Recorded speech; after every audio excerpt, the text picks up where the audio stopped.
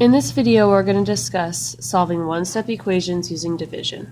So this is a unit 4, and we're coloring blue. All right, so solving equations requires us to use inverse operations.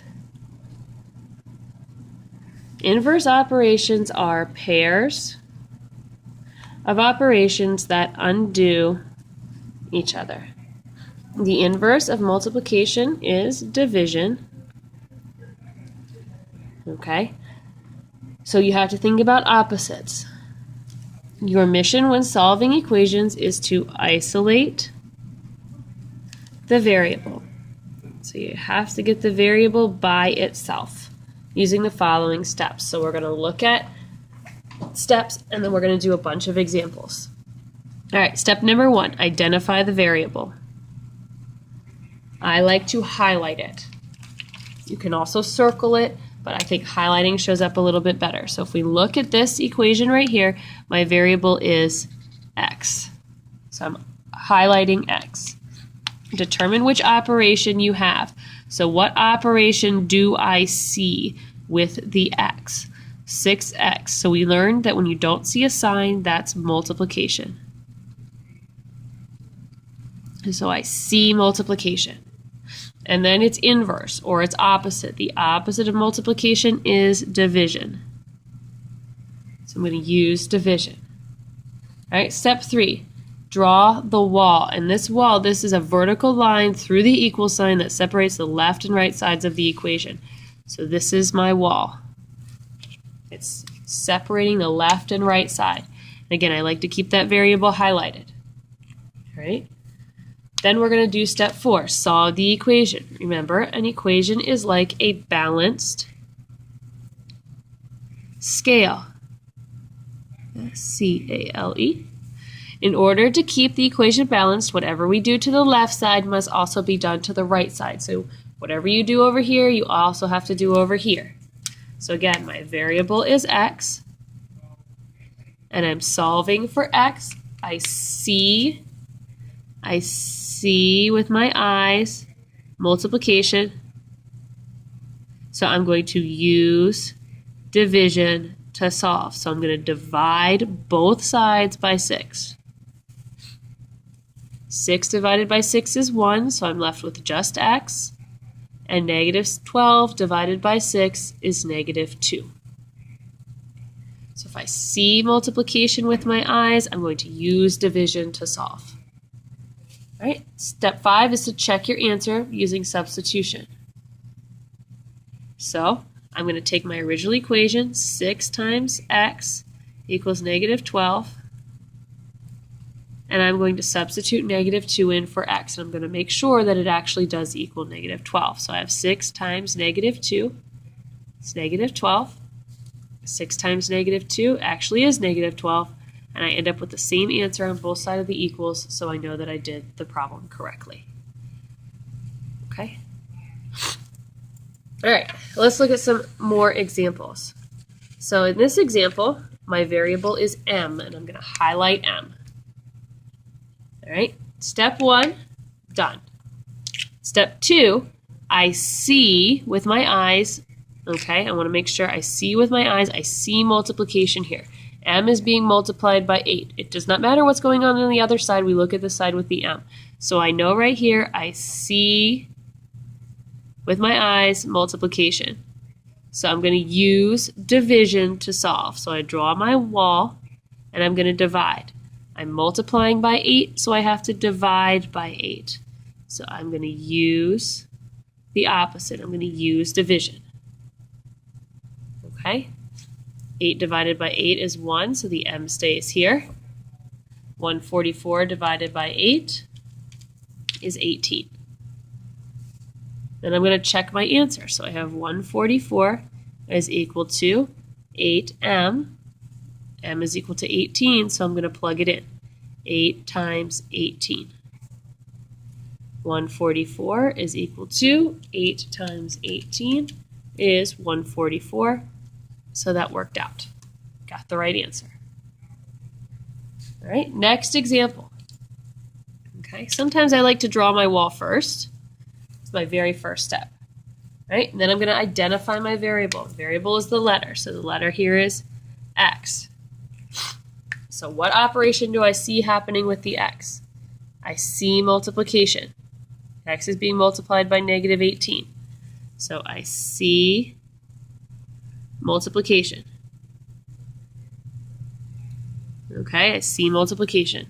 So I'm going to use division.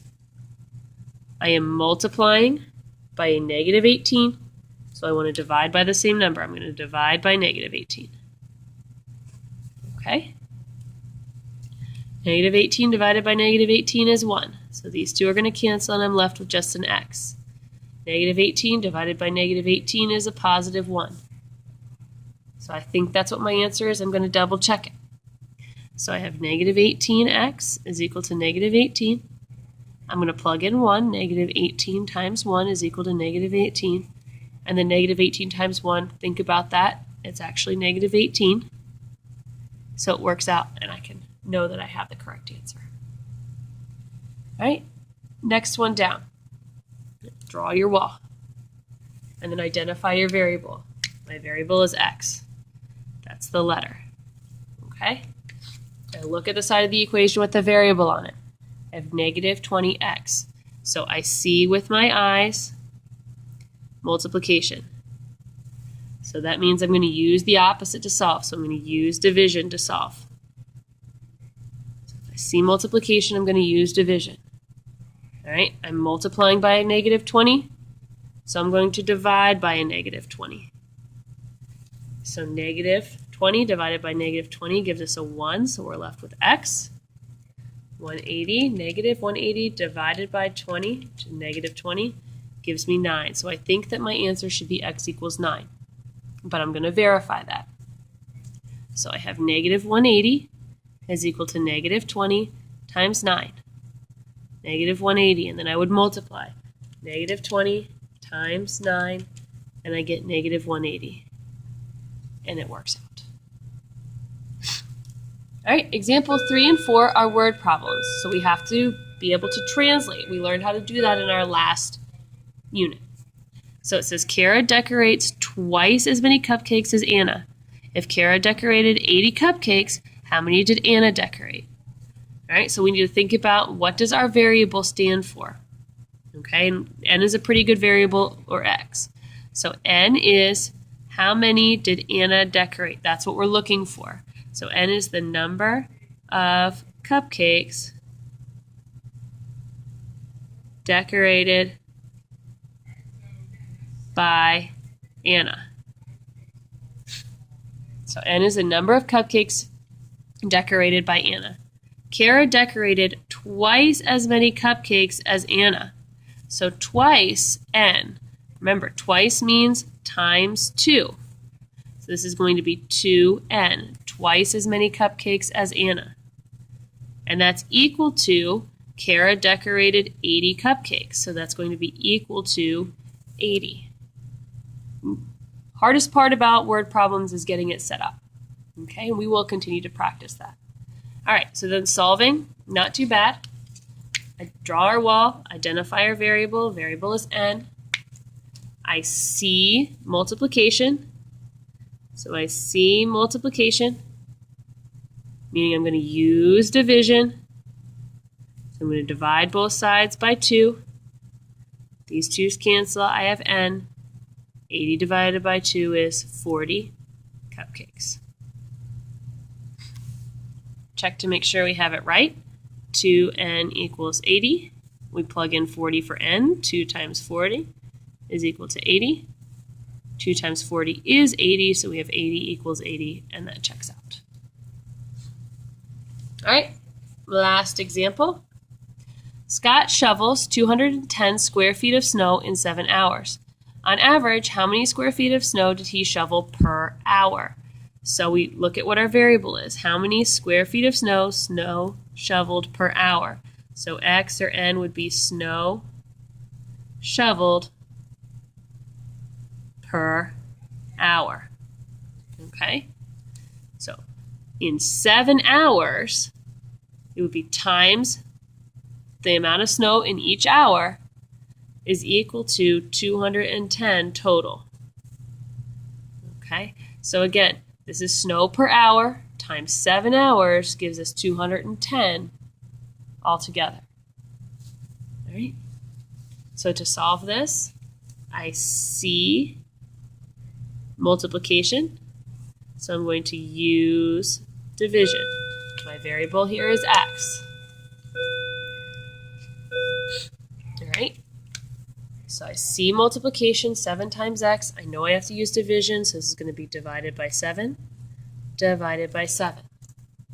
7 divided by 7, those cancel.